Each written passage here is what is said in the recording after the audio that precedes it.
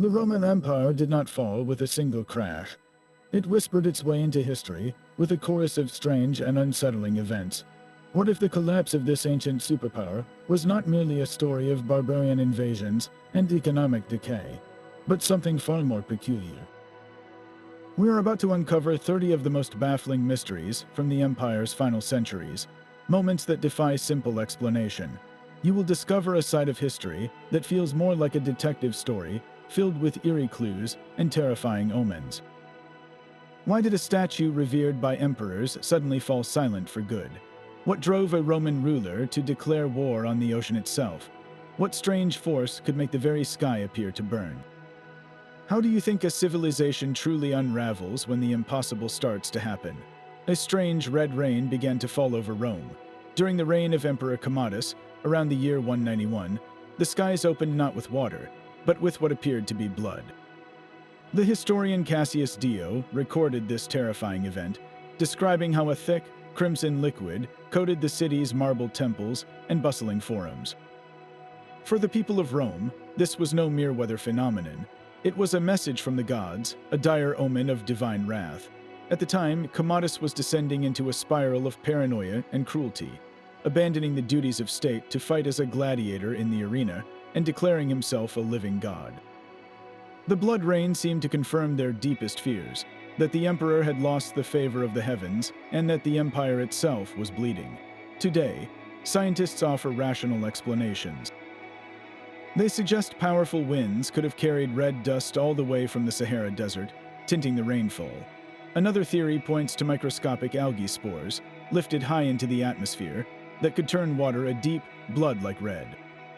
But for the Romans living through it, there was no such scientific comfort. They saw only a sky weeping blood, a supernatural portent that their world was coming undone. Imagine the terror in the streets, the desperate prayers to angry gods, the chilling certainty that this was only the beginning of the end.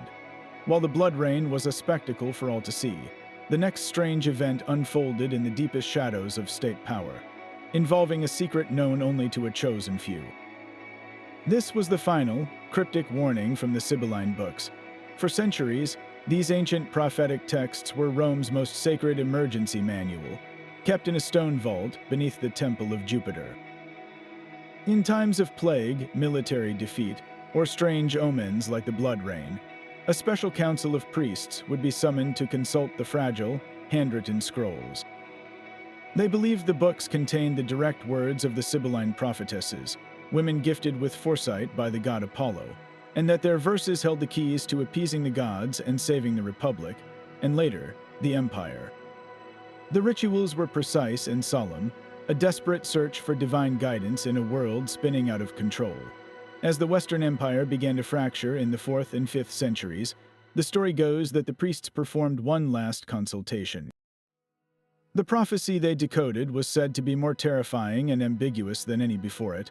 It did not name a specific enemy or date, but instead spoke in mournful poetry of a great light being extinguished, of a wolf that would not howl, and of a city that would forget its own name. It was a riddle wrapped in a mystery, a warning so vague it was impossible to act upon. So what became of the books themselves? Some historians argue they were destroyed by the general Stilicho, a vandal who served as Rome's military commander, in a desperate bid to save money and reject the old pagan ways. Others believe they were simply lost in the chaos of the barbarian sacks of Rome, their fragile papyrus crumbling into dust. But the most haunting possibility is that they were not lost at all. Perhaps the final prophecy was delivered to an emperor or a senate that was too weak, too distracted by internal strife, or too bankrupt to fund the elaborate rituals the books demanded. The warning was there, a final whisper from the ancients, but the empire had grown too deaf to hear it. It leaves us with a chilling thought. Was the ultimate tragedy not the prophecy of doom, but the failure to even recognize it when it finally arrived? Far from the prophetic scrolls of Rome, another voice was falling silent, this one carved from stone in the sun-scorched sands of Egypt. The Colossi of Memnon, two gigantic seated statues of the pharaoh Amenhotep III, had stood for over 14 centuries. But one of them held a secret. Each dawn, as the first rays of sunlight warmed the cool stone, a strange sound would emanate from the northern statue. Visitors described it as a clear, musical whistle, a hauntingly beautiful note hanging in the morning air.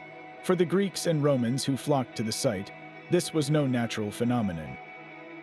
They believed the statue represented Memnon, a mythical Ethiopian king slain by Achilles, and that the sound was his voice, a daily greeting to his mother, the dawn goddess Eos. It became one of the ancient world's most famous tourist attractions. Roman emperors made the arduous journey just to experience it. Hadrian and his court visited not once, but twice, with poets and philosophers in their retinue, all hoping to hear the divine sound. They left inscriptions on the statue's legs, personal testimonials carved in stone, declaring that they had heard Memnon sing and that their prayers had been answered. Then the miracle stopped. Sometime in the late 2nd or early 3rd century, the Roman Emperor Septimius Severus, perhaps in an act of preservation or reverence, ordered repairs to the cracked and weathered statue. The stone was meticulously reassembled, the fissures filled, and from that day forward, the voice of Memnon was heard no more. The most likely explanation is beautifully simple science. The sound was probably caused by rising morning temperatures heating trapped moisture within a specific network of cracks in the quartz-rich stone, making the air expand and escape with a musical whistle. The repairs sealed those precise fissures, silencing the statue forever. But for the Romans, the timing was catastrophic. The voice fell silent just as the empire was entering its long, painful crisis of the 3rd century, a period of civil war, plague, and economic collapse. The coincidence was too powerful to ignore. It was not merely a curious natural wonder that had ceased. It was as if the ancient world itself was losing its magic. The gods were no longer speaking, the miracles were ending, and even in a distant desert, a connection to the divine had been severed by a well-intentioned hand. The silent stone became a stark monument to a growing silence, a world where the old wonders were disappearing, one by one. The silent statues and unheeded prophecies were signs of a world losing its coherence, but the true danger emerged when this chaos infected the very mind of an emperor. Long before the final crises, Emperor Caligula presented a terrifying preview of the madness to come. His reign was a parade of atrocities, but one act stands out for its sheer absurdity. He declared war on the sea itself. After assembling his legions for a planned invasion of Britain, he marched them to the shores of the English Channel. There, he lined up his soldiers, their armor glinting, and commanded them to attack the waves. They charged into the surf, stabbing and slashing at the water with their swords and spears. When this bizarre battle concluded, Caligula ordered his men to gather seashells from the beach, proclaiming them the plunder and spoils of war from the conquered ocean god, Neptune. He had these shells transported back to Rome as triumphant trophies. On the surface, this seems like pure insanity, the rantings of a man completely detached from reality. But look closer, and you see something far more dangerous to the Roman state. This was not just madness. It was a complete breakdown of the logical, militaristic Roman mind. The legions were the ultimate expression of Roman order, a machine built on discipline, clear objectives, and tangible rewards. Caligula forced them to become actors in a delusional fantasy. He transformed a sacred military duty into a meaningless, humiliating farce. Imagine being one of those soldiers. You have trained for years to fight real enemies on real battlefields, to expand the empire and earn glory. Now you are stabbing seawater and filling your helmet with cockles and mussels, all while your emperor, a man you are sworn to obey as a god, watches and applauds. What does that do to your faith in leadership? What does it do to the very concept of command? This act eroded the military's trust in a way no battlefield defeat ever could. It set a terrifying precedent. It showed that the man wearing the purple could be not just cruel or incompetent, but utterly divorced from the shared reality that held the empire together. Later emperors would exhibit their own brands of instability, from Commodus fighting as a gladiator to Elagabalus trying to replace Jupiter with a sun god, each act further chipping away at the foundation. Caligula's war on the ocean was an early, vivid warning. When the commander of the world's greatest army cannot tell the difference between an enemy and a seashell, how long can that empire possibly stand? While the empire was reeling from internal madness, its distant frontiers began to crumble under a single, devastating blow. In the year 367, the Roman province of Britain was struck by an invasion so vast and so perfectly coordinated it was later called the Great Conspiracy. Picts swarmed from the northern highlands of what is now Scotland. Scots, the name then for raiders from Ireland, attacked from the west. Saxons, the seafaring warriors from Germany, landed on the eastern and southern coasts. Even the Franks from across the Channel joined the assault. This was not a series of isolated raids. It was a single, terrifying storm, a synchronized attack across land and sea that shattered Roman defenses in a matter of weeks.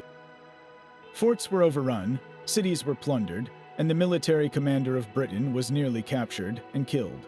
The entire Roman administration on the island simply collapsed. The true mystery is not the violence itself, but the impossible coordination. How did tribes separated by culture, language, and vast distances, tribes that were often enemies, manage to plan and execute such a complex, simultaneous assault? There are no records of a grand council or a treaty between them. This points to a terrifying possibility, a mastermind lost to history.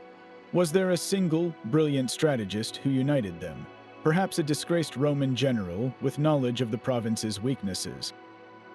Or was a powerful, unifying cause, a shared desperation or a promised reward, that brought them together? A secret pact whose details have been completely erased by time. The chaos was absolute.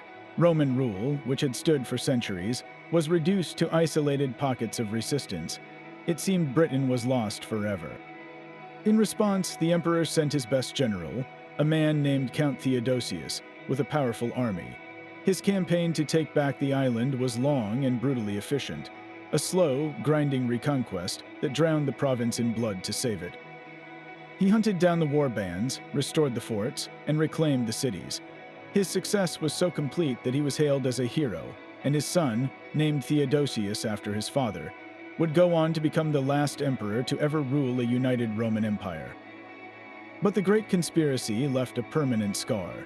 It proved that the empire's borders were not just lines on a map to be defended, but ideas that could be shattered by a single, perfectly timed strike from the outside.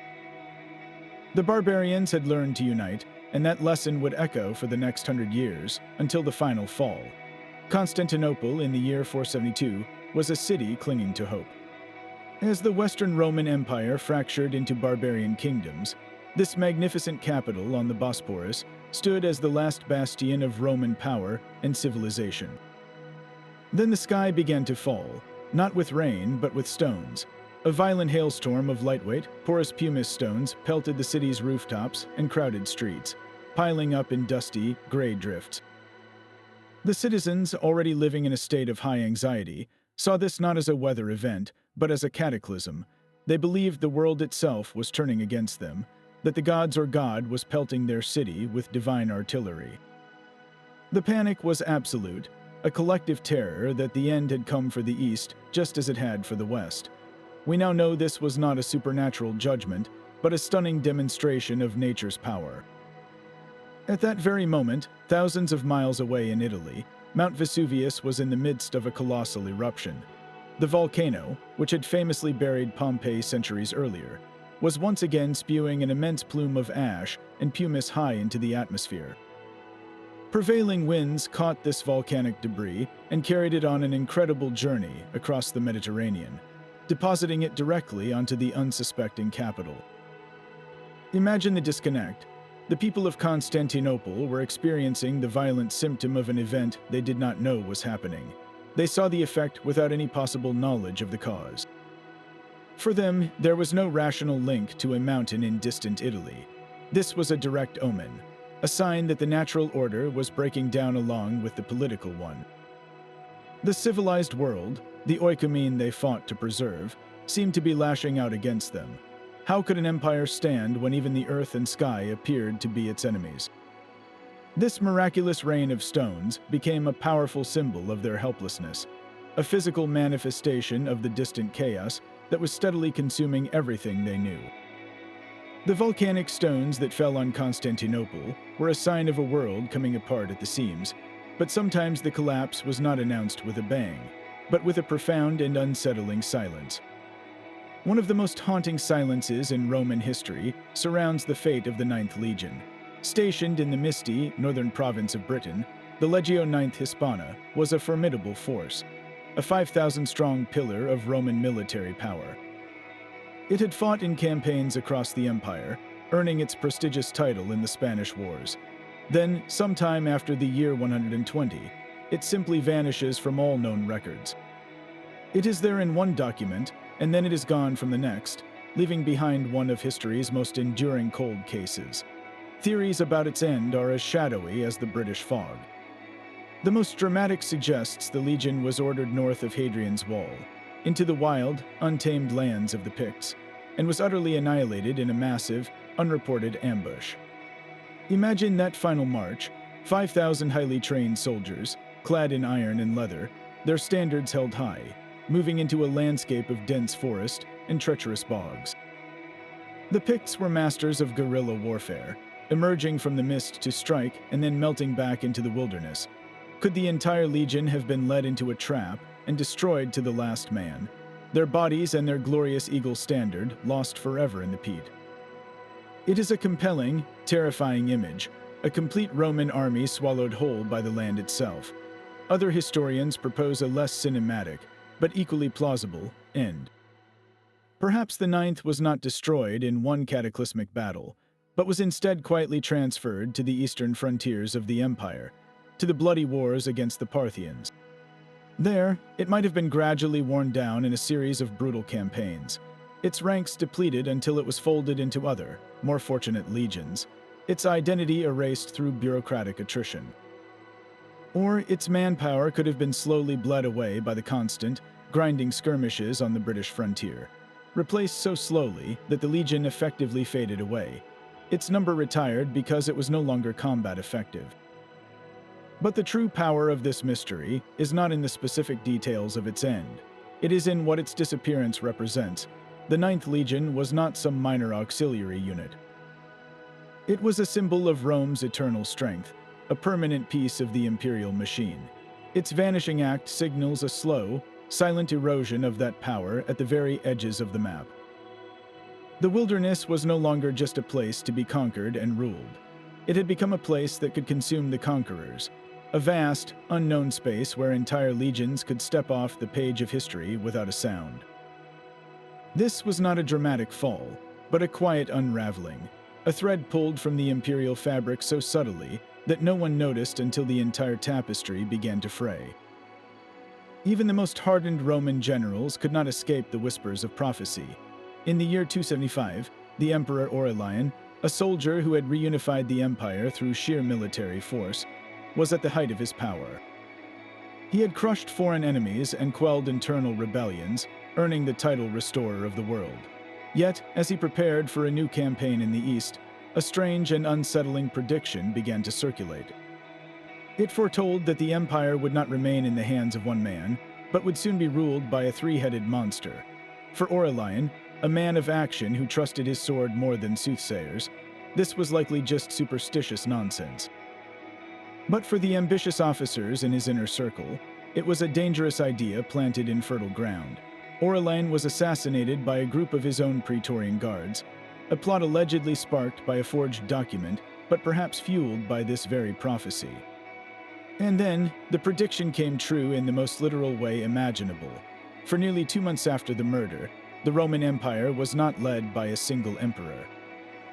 Instead, power was held by a council of 3 men, a triumvirate of high-ranking officials who tried to steady the ship of state.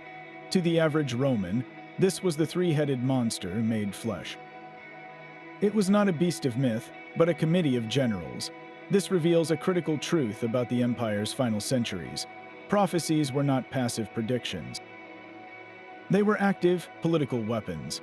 A soothsayer's whisper in the right ear could plant the seed of treason, convincing a plotter that his actions were not just ambitious, but destined. The idea of a three-headed ruler did not merely foresee a power vacuum. It helped create one by giving a divine mandate for shared rule after a strong emperor was removed. The Roman political world was saturated with signs and portents. Before any major battle or political decision, priests would examine the entrails of sacrificed animals, searching for divine approval in the shape of a liver or the color of a lung. A flock of birds flying in the wrong pattern could delay an entire campaign. In this environment, a prophecy about a three-headed monster was not just a curious story. It was a blueprint. It gave plotters a goal and a justification, shaping their actions until they made the prediction come true. The real monster was not the trio of men who briefly took power. It was the creeping superstition that could unravel the plans of even the most powerful ruler, turning his greatest strength, his loyal army, into the very instrument of his doom. Death was no longer a visitor, but a permanent resident in the Roman world. Beginning in the year 249, a pestilence swept across the empire with a ferocity that eclipsed all previous outbreaks. We know it as the Plague of Cyprian, named for the Christian bishop who chronicled its horrors in stark, terrifying detail. He described a sickness that began with violent weakness and a creeping paralysis of the limbs. Victims suffered relentless diarrhea and vomiting. Their throats became so inflamed and ulcerated that swallowing was agony, and their eyes turned a bloody, fearsome red. The final stage was often gangrene, with blackened hands and feet signaling the body's death before the heart stopped beating. The streets of cities like Rome and Alexandria filled with the dead and dying, the air thick with the smell of decay and despair. The death toll was unimaginable, perhaps 5,000 people a day in Rome alone. But the true strangeness of this event was not in the biology of the disease, but in the social collapse it triggered. The fabric of Roman society began to tear. With so many dying, traditional funeral rites were abandoned. Bodies were piled in the streets and thrown into mass graves without ceremony. Law and order broke down as officials died or fled their posts. People abandoned infected cities, carrying the plague with them to the countryside, spreading the chaos. In this vacuum of meaning and security, the old Roman gods seemed powerless. Their temples and rituals had offered no protection. This failure opened a door for radical new beliefs. Christianity, once a persecuted fringe cult, began to surge in popularity. Why? Because it offered two things the old religion could not in the face of such senseless suffering. First, it provided an explanation. This was not random divine wrath, but could be framed as a test of faith or a prelude to a final judgment and a glorious afterlife. Second, and more importantly, it provided a community. Christians famously stayed behind to nurse the sick and bury the dead, performing acts of charity that created powerful social bonds in a disintegrating world. The plague did not just kill millions, it shattered the collective Roman psyche. It bred a deep-seated pessimism, a sense that the world was aging and dying, that the old ways were bankrupt. When a society loses its faith in its own foundations, when it watches its neighbors die in heaps and its leaders flee, what is left to hold on to? The Plague of Cyprian was a demographic catastrophe, but its enduring legacy was this psychological shift, a turning away from the classical world and toward a new, more personal kind of salvation. A deep, unsettling crimson began to bleed across the night sky. From the year 390 and for 2 decades after, reports flooded in from across the Roman world of the heavens, turning to fire. These were not the gentle, shimmering curtains of light we call the aurora today. These were violent, blood-red displays, described by terrified witnesses as a celestial inferno, as if the very fabric of the cosmos was being torn open. The scientific explanation is a surge of solar activity, where massive storms on the sun sent charged particles crashing into Earth's atmosphere, igniting the air in a spectacular, global light show. But for the Romans living through the final, desperate years of the Western Empire, there was no science to comfort them. This was a divine message, and its meaning was unmistakable. The gods were screaming in anger. The sky itself was burning as a warning of a coming conflagration on Earth. These cosmic portents reached their peak just before the unthinkable happened. In the year 410, the Visigothic king Alaric led his army to the gates of Rome. For the first time in 8 centuries, the Eternal City was sacked. To every Roman, the connection was terrifyingly clear. The fire in the sky had foretold the fire in the streets. The omens had been real. This was not a simple military defeat or a political failure. It was a cosmic judgment, a doom written in stars and fulfilled by barbarian hands. How could an empire possibly continue when even the elements seemed to be allied with its enemies? The burning sky created a psychological prison of inevitability, convincing millions that the end was not just possible, but divinely ordained. It transformed a complex historical event into a simple, terrifying story of punishment from the heavens, a narrative that would haunt the survivors and shape the memory of the fall for 1,000 years. While emperors in Rome worried about three-headed monsters and burning skies, a different kind of rebellion was brewing in the sun-baked sands of Egypt. The usurper Firmus was no ordinary barbarian chieftain. He was a Roman imperial official, a wealthy merchant who had grown rich from the desert trade in spices, gems, and exotic goods. But his power did not come from Rome alone. Firmus was a fervent devotee of the Pomeran goddess Alat, a warrior deity worshipped across the Syrian desert. His rebellion against Emperor Aurelian was not just a grab for political power. It was a holy war, financed by desert gold and blessed by a local goddess. He claimed that Alat herself supported his cause, that his fight was her will. This was something new and deeply dangerous to the empire. For centuries, Rome had absorbed foreign gods, adding them to its own pantheon as a way to control conquered peoples. But here, a Roman official was using a non-Roman deity as the very justification for his treason. The goddess was not being absorbed into Rome. She was being positioned as a rival to Rome's own divine authority. Imagine the confusion and the clash of loyalties for the people of Egypt. Do you follow the distant emperor in Rome, or the powerful local leader who claims the direct favor of a goddess you might also worship? Firmus created his own miniature kingdom, a realm where the desert goddess Al had held more sway than Jupiter or Sol Invictus, the sun god Aurelian himself promoted. His rebellion was crushed, of course. Aurelian's battle-hardened legions marched east and defeated him, but the idea behind the rebellion did not die. Firmus had shown that the empire's greatest strength, its vast cultural diversity, was becoming its greatest weakness. Local identities and local gods could now be marshaled not to serve Rome, but to defy it. The center could no longer hold the edges, because the edges had found gods and gold of their own. The throne room was no place for a child, yet a boy of 10 now held the title of Western Roman Emperor. Honorius ascended to power in the year 395, a small figure swallowed by the immense weight of the imperial purple. His reign would become a tragic case study in how personal eccentricity, when seated at the apex of power, can unravel an empire. Honorius was not a tyrant or a madman in the style of Caligula.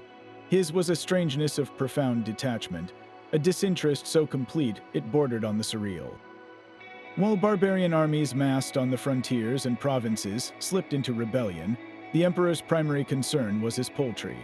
He maintained an elaborate henhouse within the secure walls of his palace in Ravenna, developing a deep, personal obsession with his chickens. He gave them names, and his favorite, a plump bird, he christened Roma, after the eternal city itself. This was not a casual hobby. It was the center of his world, a safe, manageable microcosm he could control while the real world burned.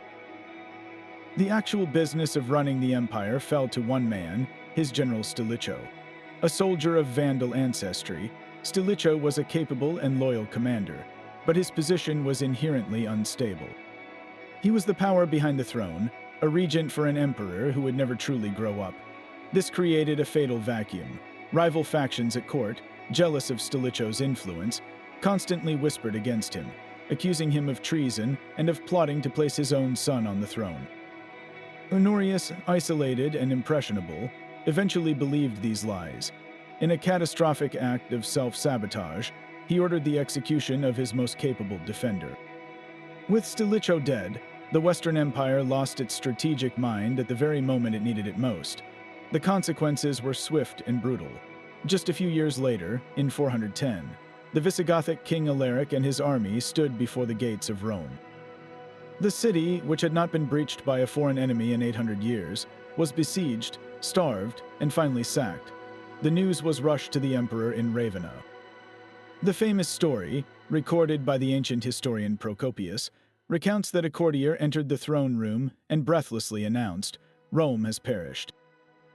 The emperor, looking up from his coupe, was said to have cried out in genuine grief, "But she was just eating from my hand."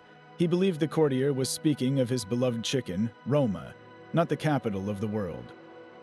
Whether this anecdote is literally true or a symbolic invention, it perfectly captures the essence of his reign. The emperor was so divorced from reality, so insulated by his childish preoccupations, that he could not distinguish the fall of a civilization from the death of a pet. How does an empire fall? Sometimes it falls because the man in charge is not listening, because he is too busy tending to his chickens to hear the gates of his own city crashing down. The empire was now being defended by a man who did not wear the purple crown. For over 20 years, the true power in the crumbling Western Empire was not the emperor, but his general, Flavius Aetius. He was called the last of the Romans, a title earned not through birthright, but through a lifetime of desperate battles. His story is the ultimate mystery of a shadow emperor, a man who held absolute authority without ever sitting on the throne. Aetius wielded power from the shadows of the imperial court and the dust of the battlefield. He did this through a web of personal relationships that were far stronger than any imperial decree. As a young man, he had been a hostage, first with the Visigoths and then with the Huns. This was not a period of imprisonment, but an education. He lived among them, learned their languages, and forged deep bonds with their future kings. He came to understand the barbarian mind better than any Roman aristocrat. This unique background became the empire's primary defense strategy. When Attila the Hun massed his armies to invade Gaul, it was Aetius who faced him. But Aetius did not fight with Roman legions alone. He marched to the Catalonian plains with an army of allies, a coalition of Visigoths and other tribes he had personally persuaded to join him. He was essentially pitting his barbarian friends against his other barbarian friend, Attila, in a battle to save Rome. It was a masterpiece of diplomatic and military maneuvering, a fragile alliance that barely held together long enough to turn back the Hunnic tide. He had become the empire's indispensable manager, the only person who could negotiate the labyrinth of tribal loyalties and battlefield realities. Yet this very indispensability sealed his fate. Emperor Valentinian III, the weak and ineffectual ruler Aetius served, grew to resent the general who received all the praise and held all the real power. In the year 454, as Aetius was presenting a financial report in the palace, Valentinian suddenly rose from his throne and drew his sword. He accused the general of treason and, with the help of his chamberlains, brutally cut him down. The man who had saved the West was murdered by the emperor he had spent his life protecting. The assassination was not just a crime. It was an act of catastrophic political suicide. A Roman senator reportedly told Valentinian that he had cut off his right hand with his left. With Aetius gone, there was no one left who knew how to manage the barbarian federations, no one who could unite the armies, no one who understood the delicate balance of power that kept the empire from imploding. The structure Aetius had built was entirely personal, and it died with him. Within 2 years, Valentinian himself was dead, murdered by Aetius's former bodyguards. The Western Empire, now devoid of its last great commander, unraveled completely in the following 2 decades. The Shadow Emperor was gone, and the light he had been blocking revealed only an empty throne and a coming storm. While men like Aetius fought battles on distant frontiers, the true war for the empire's soul was being waged in the perfumed corridors of the palace. At the heart of this conflict were 2 formidable women, the Empress Galla Placidia and her daughter, Justa Grata Honoria. Their rivalry over the child Emperor Valentinian III created a schism in the imperial family, so deep it would nearly bring down the West. Galla Placidia was the power behind the throne, a regent mother determined to guide her son and preserve the dynasty. Her daughter Honoria, however, was a political liability, a headstrong princess with her own ambitions and a fierce resentment of the life planned for her. The crisis erupted when Placidia arranged a politically advantageous marriage for her daughter, a union meant to secure an alliance. To Honoria, this was not a duty, but a prison sentence, a future of quiet subjugation. In a move of breathtaking audacity, she decided to find her own savior, and she looked not to a Roman general, but to the empire's most feared enemy. She secretly sent a messenger to the camp of Attila the Hun. With him, she sent a ring and a plea for help. The message was unmistakable. In the code of the time, she was offering herself in marriage, and in doing so, she was offering Attila a legitimate claim to the Western Roman throne as her husband. It is one of the most bizarre personal decisions in all of history. A Roman princess, the sister of the emperor, inviting the scourge of God to invade her own homeland to rescue her from a wedding. When Attila received this offer, he did not see it as a desperate girl's fantasy. He interpreted it as a formal diplomatic proposal. He immediately demanded that Honoria be delivered to him, along with half of the Western Empire as her dowry. This was not a barbarian raid anymore. It was now, in Attila's mind, a righteous war to claim what was rightfully his. The imperial court was thrown into chaos. Galla Placidia was forced to publicly disown her daughter, declaring that the proposal was null and void, but the damage was done. The fuse had been lit.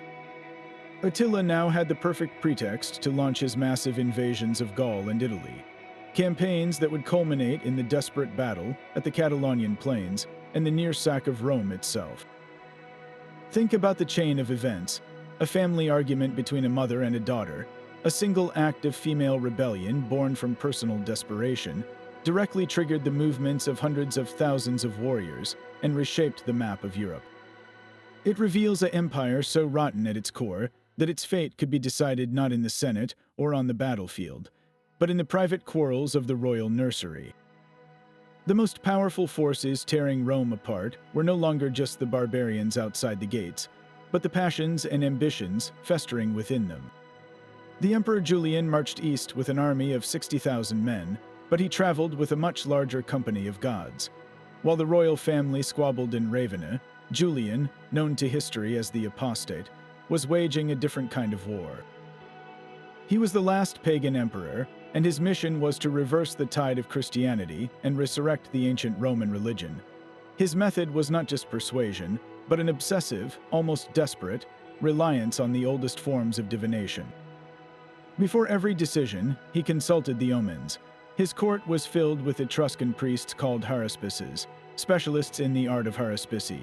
This was the practice of slicing open a sacrificial animal, usually a sheep or a bull, and examining its liver, heart, and other organs.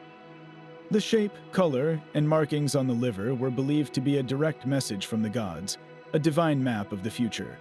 Julian also practiced augury, studying the flight patterns of birds for signs of divine favor or warning. He was not just performing rituals. He was trying to force the gods to speak, to prove they were still stronger than the Christian God. As he prepared for his massive invasion of the Persian Empire, the omens began to turn against him. During a crucial sacrifice outside the city of Antioch, the liver of the slaughtered animal was found to have no lobe. The priests were horrified. In their art, this was one of the worst possible signs, indicating that the gods were silent, or worse, hostile. Then, as the army marched, a freak storm struck the royal tent, killing the soldier holding the imperial standard and destroying the tent itself with a bolt of lightning. To any Roman, this was a clear message from Jupiter. Yet Julian dismissed them all. He trusted in his own philosophical learning and his personal connection to the old gods. He pressed on, deep into Persian territory. The campaign became a disaster. The Persians used scorched earth tactics, and the Roman army found itself trapped and starving. In a minor skirmish, a lone Persian cavalryman hurled a spear that struck Julian in the side. The wound was fatal.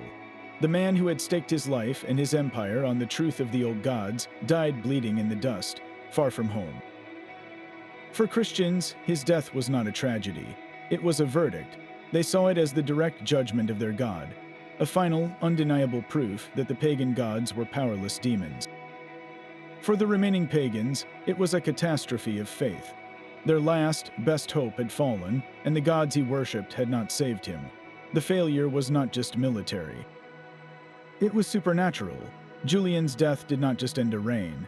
It silenced the old rituals, the public reading of livers, the frantic search for bird signs, the belief that the state's fate could be read in the entrails of a sheep.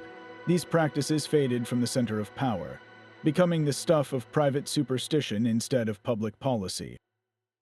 It was the strange, anachronistic last stand for a world where the gods spoke through nature, and its failure echoed louder than any sermon. The very ground beneath the capital began to tremble and split. In the year 408, a powerful earthquake struck Rome. Its epicenter centered so precisely on the heart of the city that it seemed a targeted blow. Temples swayed, statues toppled, and then came the most chilling damage of all. In the Roman Forum, the sacred political and religious center of the empire, a black marble pavement known as the Lapis Niger was cracked cleanly in two. This was not just any stone. It was one of the most ancient and revered sites in all of Rome, believed by many to mark the tomb of the city's legendary founder, Romulus himself. For centuries, Romans had stood upon that very spot to conduct the most important ceremonies of state, to swear oaths to the gods, and to feel the weight of their own history under their feet. Now, that foundation was physically broken. The contemporary reaction was one of sheer, unadulterated terror. This was not interpreted as a simple natural disaster. It was a direct message. The gods of the city, the very spirits of the founders, were withdrawing their protection. The omen was almost too literal to bear. The foundation of their world was not just cracking metaphorically. You could walk into the Forum and see the fissure with your own eyes. You could stand astride the split in the Lapis Niger and feel the physical evidence of a rupture in the world order. The psychological impact was devastating. How could you have faith in the permanence of the empire when the stone marking its birthplace had been shattered? This event occurred a mere 2 years before the Visigoth king Alaric would march his army to the city gates and achieve the impossible, sacking Rome for the first time in 8 centuries. In hindsight, the connection was terrifyingly clear. The earthquake did not just damage buildings, it broke the spirit of the people, preparing them for a fall that must have felt, after that tremor, not just possible, but inevitable. The ground had spoken, and its message was one of irrevocable collapse. The ultimate insult to the imperial purple was not a barbarian invasion, but a barbarian kingmaker. For 16 years, a Germanic general named Ricimer held the Western Roman Empire in his grip, yet he never once sat upon the throne. He was the power behind a series of hollow emperors, men he personally elevated and just as personally destroyed. He would crown an emperor, use him for a few years to legitimize his own rule, and then, when the man became inconvenient or attempted to act independently, Ricimer would have him deposed and executed. The empire became a grim puppet show, with Ricimer as the hidden puppeteer. The greatest mystery is why he never took the final step. Why did he, the most powerful man in the West, refuse to become emperor himself? The answer lies in his identity. Ricimer was not Roman. He was a barbarian from a mix of Germanic tribes, and he was an Arian Christian, a branch of the faith the Roman Catholic Orthodoxy considered heretical. To place the imperial diadem on his own head would have been too blatant, too shocking to the remaining Roman aristocracy. The torque, a thick metal neck ring worn by Germanic chieftains, was the symbol of his true power. He did not need the purple, because he controlled the men who wore it. This was the final, bizarre inversion of the old world order. For centuries, Rome had civilized barbarians. Now, a barbarian was civilly ruling Rome, not by conquering it from the outside, but by hollowing it out from within. How do you fight an enemy when he is already in your command tent, making the decisions? Ricimer's shadow reign proved that the empire was already gone. All that remained was the empty shell, and a man from the forests pulling the strings. Hypatia of Alexandria was a living bridge to a vanishing world. In an age of growing religious fervor, she stood as the empire's most famous philosopher and mathematician, a woman whose public lectures on Plato and Aristotle drew crowds of students, both pagan and Christian. She moved freely through the city's bustling streets, a respected advisor to its Roman governor, her intellect a beacon of the classical tradition that had built the empire itself. But Alexandria was a tinderbox of sectarian strife, and Hypatia's very existence became a threat. The city's bishop, Cyril, was consolidating his power, and Hypatia, with her immense influence and ties to the pagan intellectual elite, represented a rival source of authority. She symbolized a world where reason could challenge faith, where a woman could hold power through knowledge alone. The end was as brutal as it was symbolic. In the year 415, a mob of Christian zealots, likely encouraged by Cyril's rhetoric, dragged her from her chariot.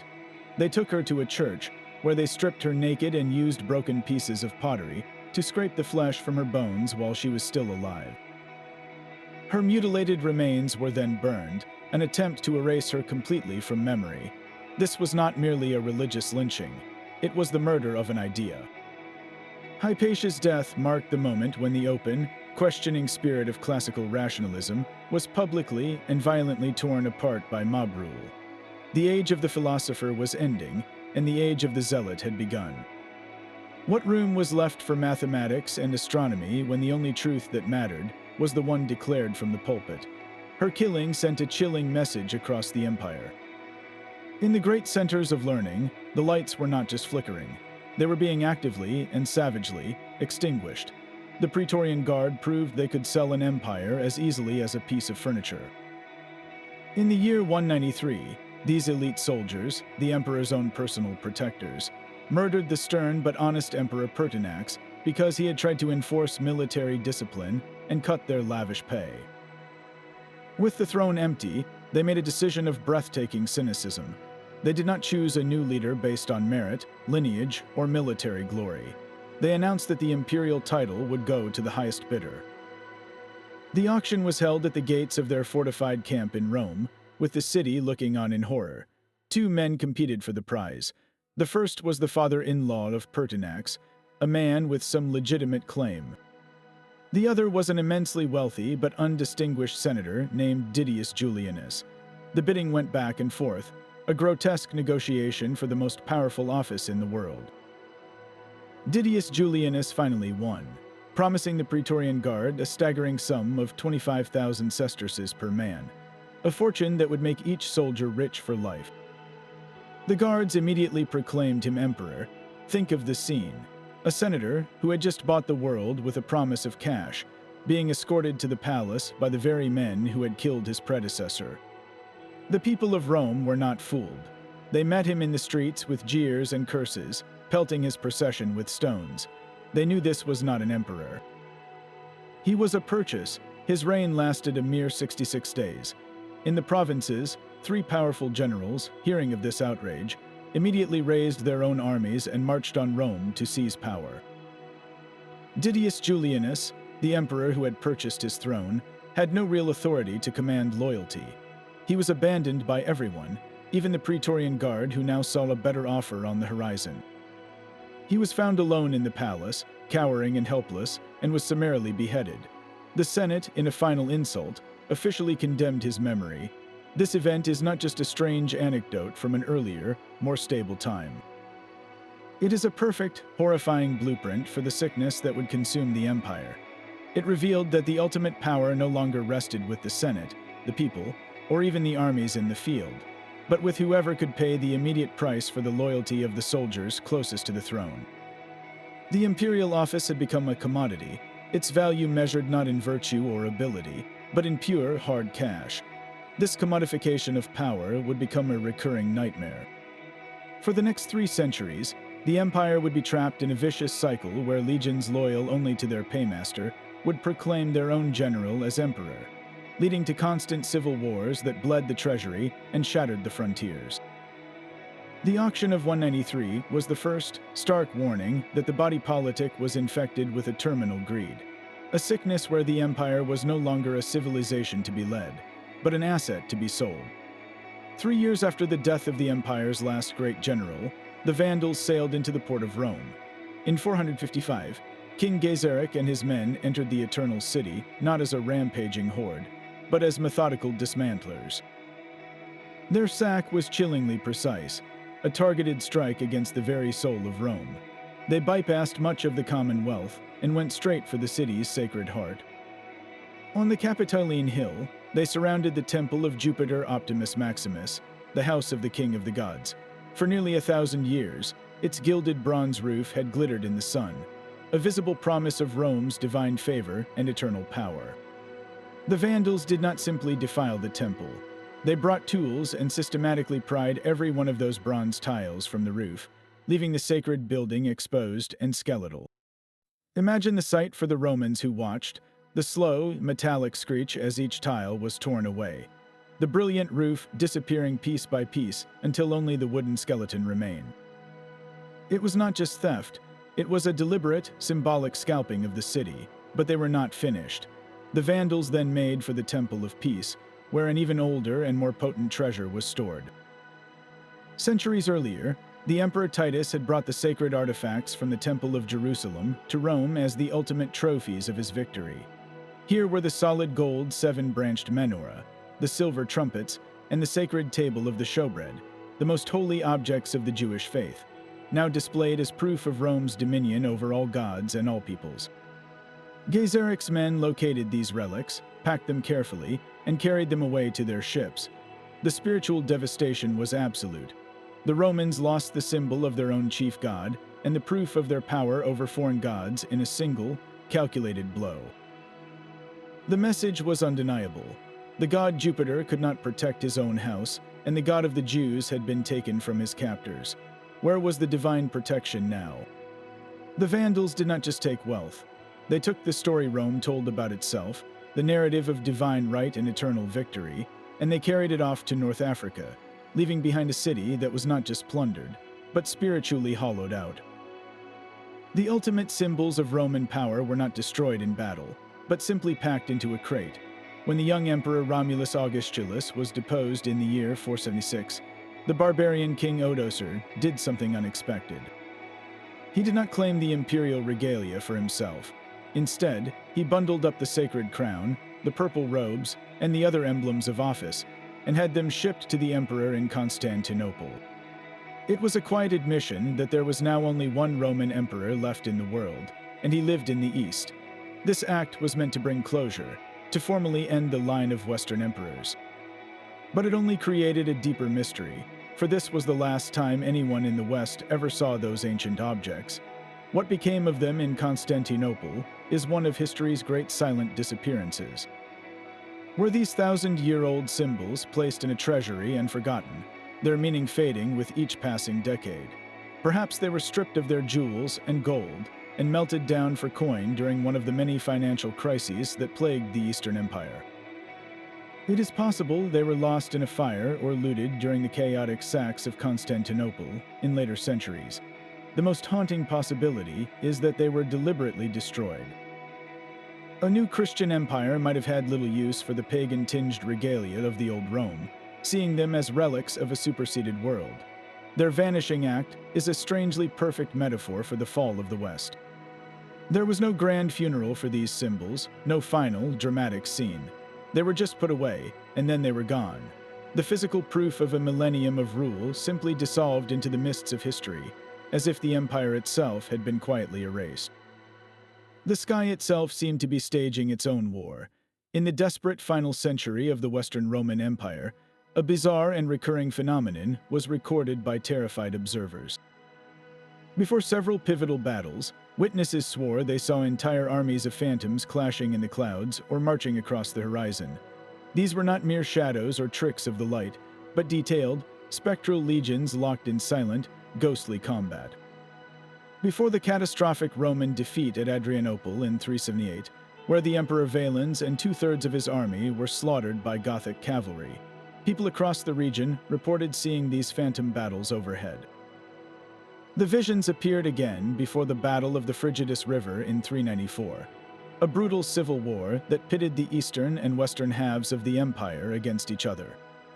For the soldiers and civilians who saw them, these apparitions were not hallucinations. They were direct messages, a preview of the carnage to come written in the air by the hands of gods or demons. The psychological explanation is powerful.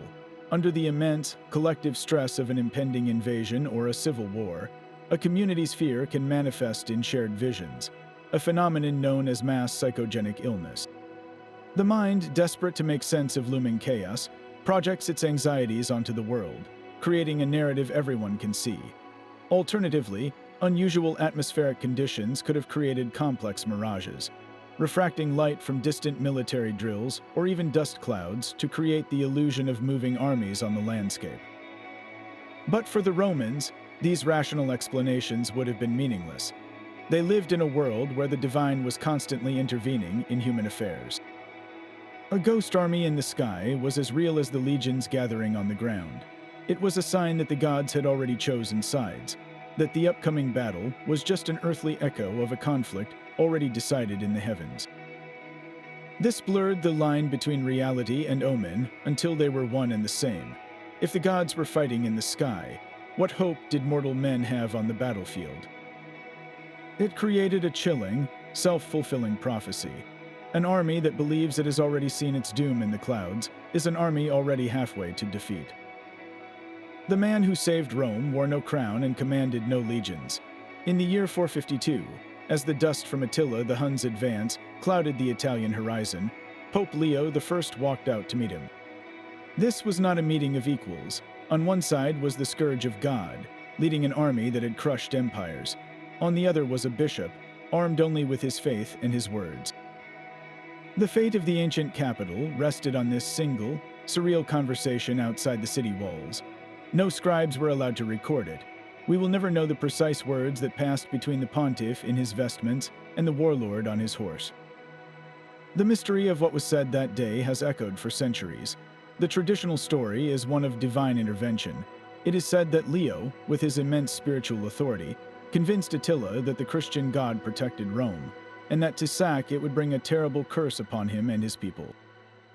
Some accounts even claim Attila saw a vision of the apostles, Peter and Paul, standing behind the Pope, their swords drawn, a supernatural threat that shook the pagan king to his core. But there are more practical, earthly explanations. Attila's army was already stretched thin, operating far from its supply lines in Italy whose farms had been stripped bare. Disease, likely malaria or plague, was beginning to ravage his ranks. At the same time, a massive payment of gold was almost certainly offered, a tribute from a terrified city to buy its safety. The truth probably lies in a combination of all these factors. Leo's diplomacy was the final, persuasive nudge. He presented Attila with a face-saving way to retreat. He could tell his warriors they were leaving not because they were weak or sick, but because they had been paid and had been warned off by a powerful god. The result was a miracle. Attila turned his army around and left Italy. The city was spared. For the people of Rome, this was a transformative moment. Their emperor, Valentinian III, had fled to the safety of Ravenna, powerless to protect them. Their armies were scattered. The one man who had stood between them and annihilation was not a general or an emperor, but their bishop. Pope Leo's successful negotiation did more than just save buildings and lives. It fundamentally shifted the idea of power in the Western world. The Bishop of Rome was no longer just a spiritual leader. He had become a temporal savior, the one person who could command the respect of barbarian kings and defend the civilian population.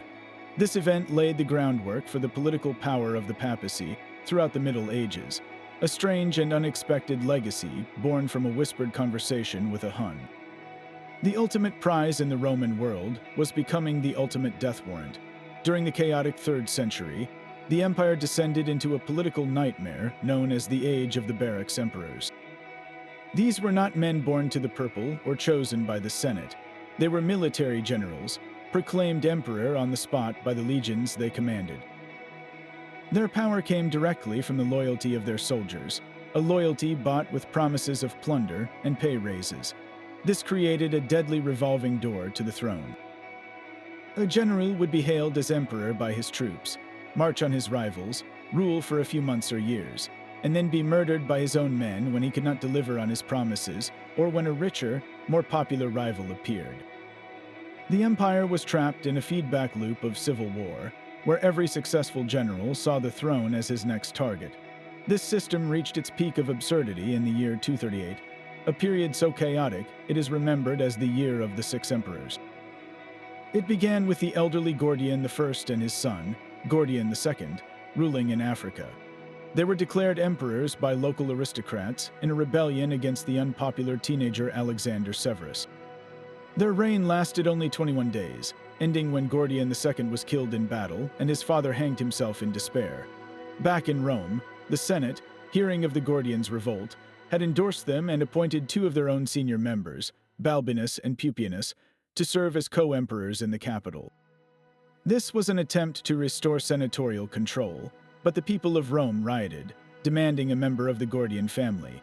To appease the mob, the senators were forced to appoint the 13-year-old grandson of Gordian I, Gordian III, as their junior colleague. So now the empire had 3 emperors in Rome alone. The situation was farcical. Balbinus and Pupienus reportedly despised each other, arguing constantly while their Praetorian Guard grew restless. Then, the armies on the frontier, still loyal to the murdered Alexander Severus, proclaimed their own general, Maximinus Thrax, as emperor and began marching on Italy. Before he could even reach Rome, Maximinus was assassinated by his own soldiers, who were tired of the march and fearful of fighting in Italy. Back in the capital, the Praetorian Guard, seeing the chaos and perhaps fearing a loss of privilege, stormed the palace. They found the 2 elderly co-emperors, Balbinus and Pupienus, in the midst of another argument. The guards seized them, dragged them through the streets, tortured them, and killed them. This left the 13-year-old boy, Gordian III, as the sole surviving emperor from that bloody year. He would rule for 6 more years before meeting his own likely violent end on a Persian campaign. The Year of the 6 Emperors was not just a political crisis. It was a complete breakdown of the system. The throne was no longer a position of authority, but a trophy for the strongest, most ruthless military unit.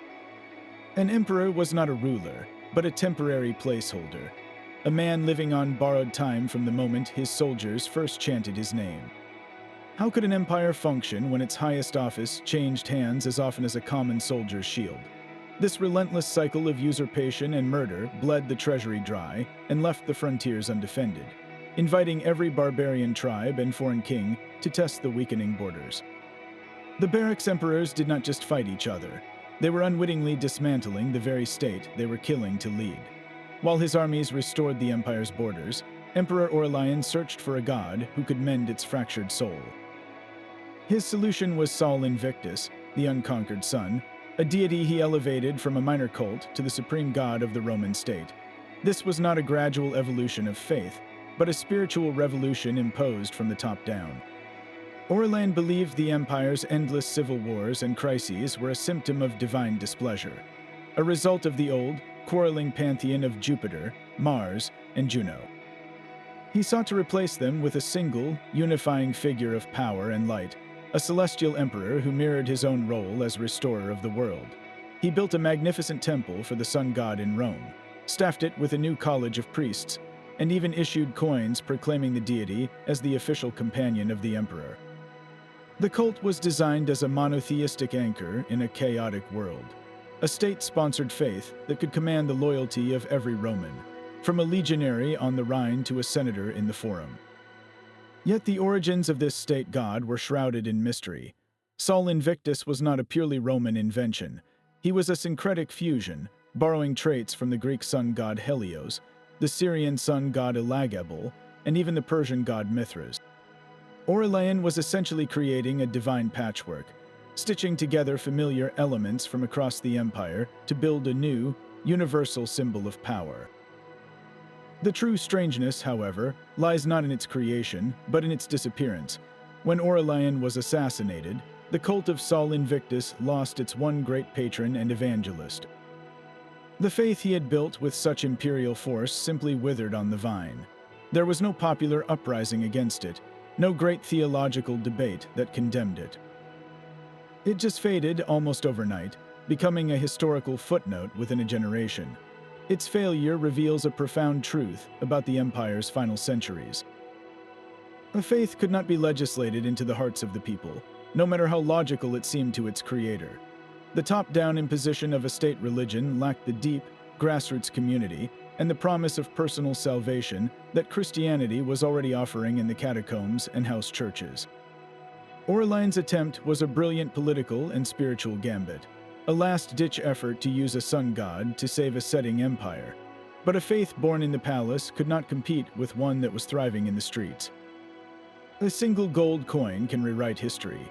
Found in a dusty collection and long dismissed as an obvious forgery, a coin bearing the portrait and name of an emperor called Sponsian was recently subjected to the most modern scientific analysis. Researchers expected to confirm its status as a fake, but the results were shocking. Microscopic examination revealed tiny scratches and patterns of wear that could only have come from circulation in an ancient purse or pouch. The dirt embedded in its lettering was centuries old. The evidence suggests this coin is genuine, minted in the Roman province of Dacia in the middle of the 3rd century. But who is Sponsian? No surviving Roman historian, no inscription on a monument, no official record ever mentions an emperor by that name. He is a complete ghost in the historical narrative. The most plausible explanation is as dramatic as it is revealing. Dacia was a wealthy, remote province, rich in gold mines, but it was cut off from the rest of the empire during the chaotic civil wars of the 200s. Surrounded by hostile tribes and with no communication or support from Rome, the local military commander, perhaps a man named Sponsian, would have had only one choice to maintain order and pay his isolated legions. He would have had to declare himself emperor. This was not necessarily an act of grand ambition, but one of desperate survival. He would have used the local gold mines to strike coins with his own likeness, creating a tiny, self-contained empire in the Carpathian Mountains. His reign would have been brief, his authority vanishing the moment a Roman army finally fought its way back to the province or his own troops turned on him.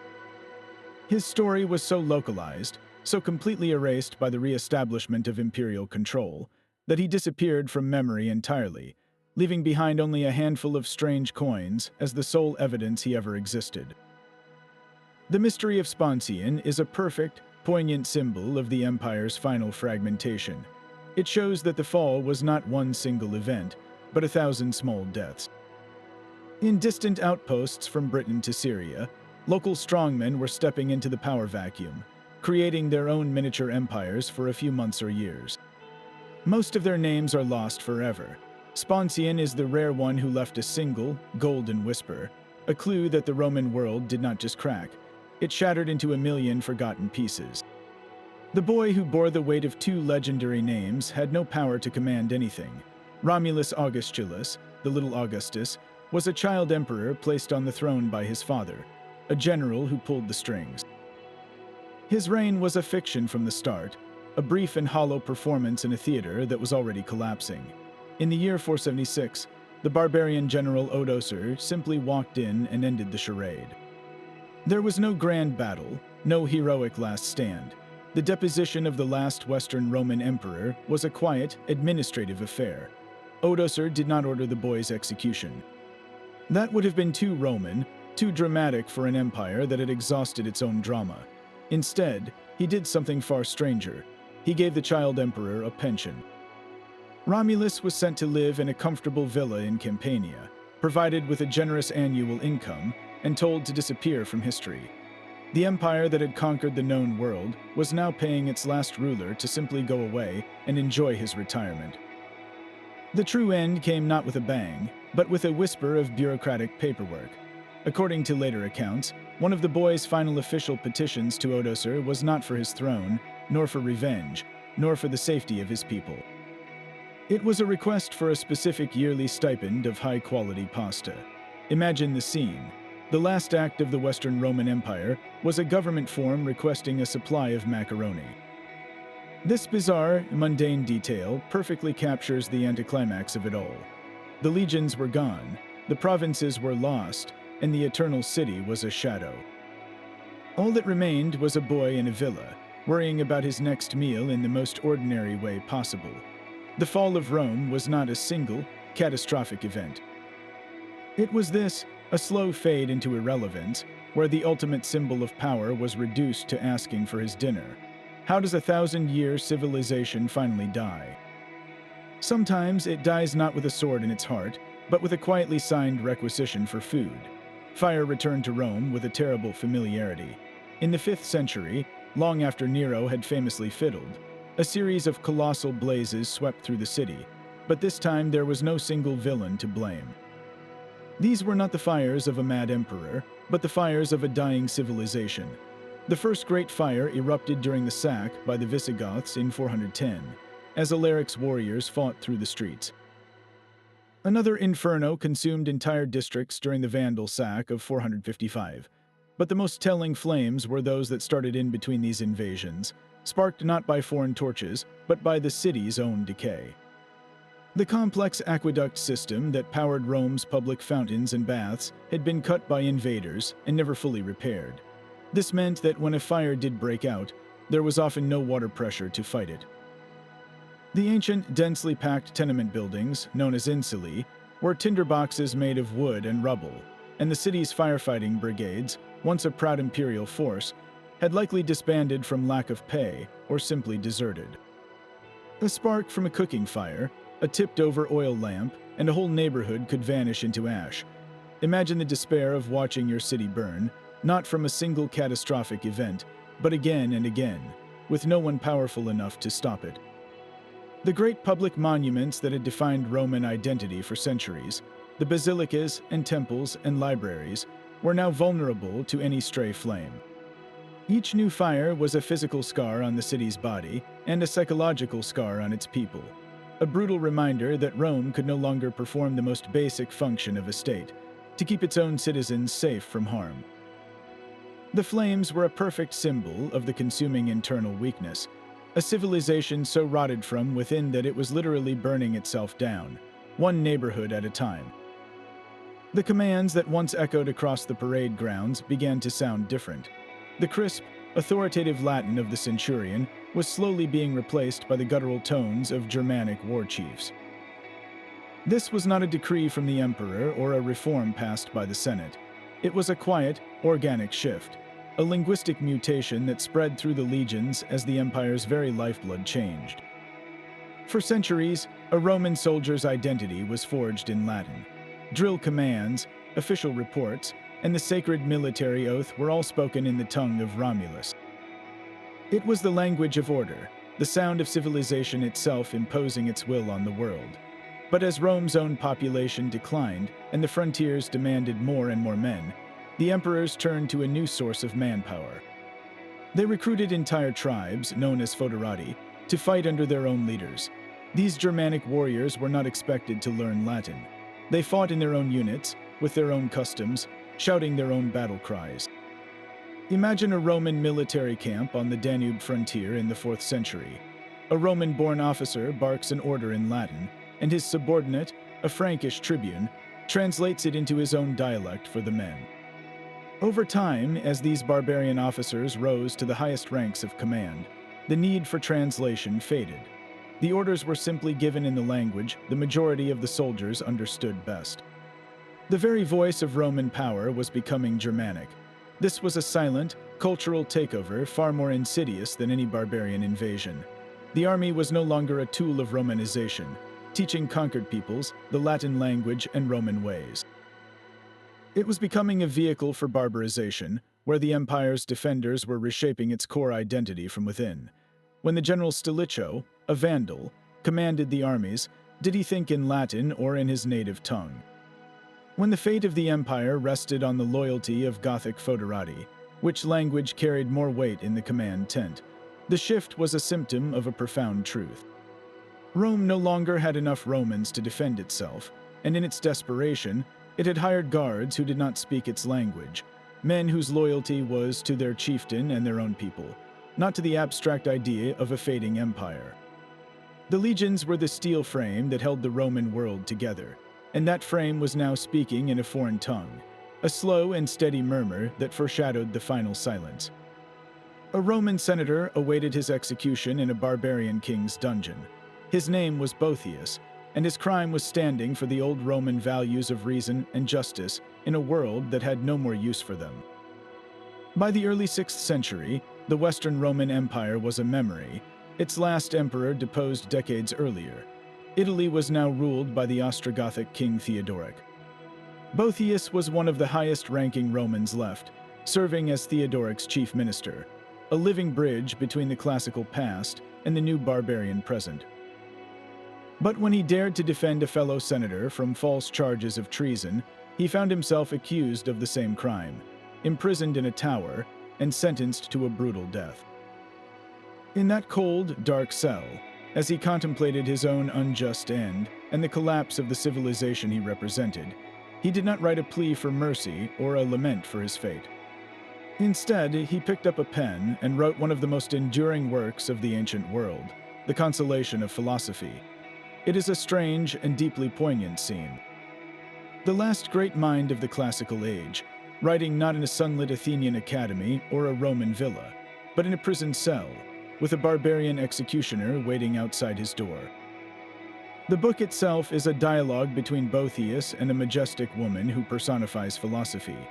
She visits him in his despair and leads him through a logical, Socratic discussion about the nature of fortune, happiness, evil, and the existence of divine providence. It is a final, brilliant summary of 1,000 years of Greek and Roman thought, a last testament to the power of reason. The strangeness lies in its timing. As the lights were going out across the Western world, as cities emptied and libraries crumbled, this one man, facing a violent and meaningless death, was calmly arguing that the universe was fundamentally rational and good. He was using the tools of Plato and Aristotle to make sense of a reality that had become utterly chaotic. It was as if the empire itself, in its final breath, was trying to console itself with the very wisdom that had built it. His voice was a lonely one, a single flame flickering in a vast and growing darkness. Soon after he finished his work, he was brutally tortured and killed. His death marked more than the end of a man. It was the end of an unbroken tradition. The Consolation of Philosophy would be copied and read for centuries to come, but it was the last major work of its kind written in the West for hundreds of years. Boethius was the final senator, the final philosopher, the final guardian of a world that was already gone. He documented its passing not with a chronicle of battles or kings, but with a quiet, rational argument for hope, composed in the very shadow of the axe. From the silent statues to the phantom armies in the sky, these 30 strange events form a mosaic of a world losing its mind. The fall of the Roman Empire was not one story, but 1,000. It was a chaotic cascade where military defeat, political blunder, and economic collapse were intertwined with blood-red rain, a war on the ocean, and an emperor obsessed with his chickens. The foundation did not simply crack. It was eroded by a relentless tide of the inexplicable, where the line between reality and omen blurred until the empire could no longer tell the difference. This journey reveals that history is often far stranger than any fiction we could invent, and the full, bizarre story of Rome's end is a puzzle we are still piecing together from golden coins, shattered stones, and whispered prophecies. We want to hear from you. Which of these strange events did you find the most compelling? Was it the silent voice of Memnon, the princess who invited a Hun to invade, or the general who saved everything only to be murdered by his own emperor? Share your favorite mystery and your own theories about the fall of the Roman Empire in the comments below. If you enjoyed this deep dive into the shadows of history, subscribe for more journeys into the world's greatest unsolved mysteries.